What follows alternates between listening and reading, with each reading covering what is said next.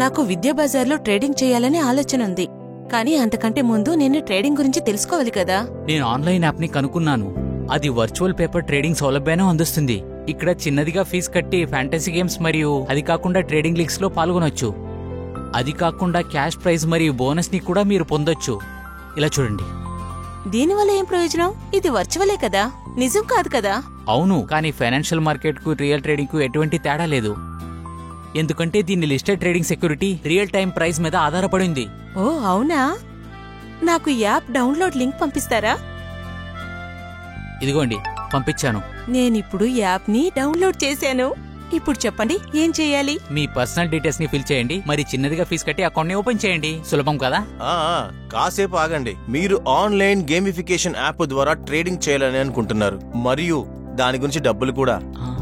కానీ మీరు ఈ విషయం తెలుసుకున్నారా, ఈ ట్రేడింగ్ ప్లాట్ఫామ్ రిజిస్టర్డా కాదా అని? అన్రిజిస్టర్డ్ ఇంటర్మీడియరీస్, అలాగే మీకు తెలియని ప్లాట్ఫామ్ మీద పెట్టుబడి పెట్టి ట్రేడ్ చేయడం చాలా అపాయకరమైంది. అయితే ఇది వట్టి వర్చువల్ ట్రేడింగ్ ప్లాట్ఫామే కదా?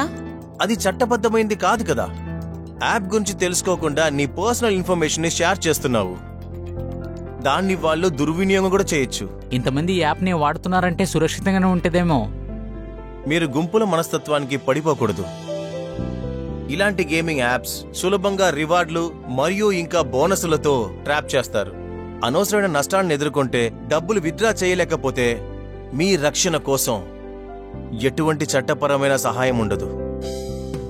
ఎప్పుడూ గుర్తుంచుకోండి, మీరు కేవలం నమోదిత మధ్యవర్తులు మరియు గుర్తింపు పొందిన ఎక్స్చేంజ్ ద్వారా మాత్రమే పెట్టుబడి ట్రేడింగ్లు చేయండి.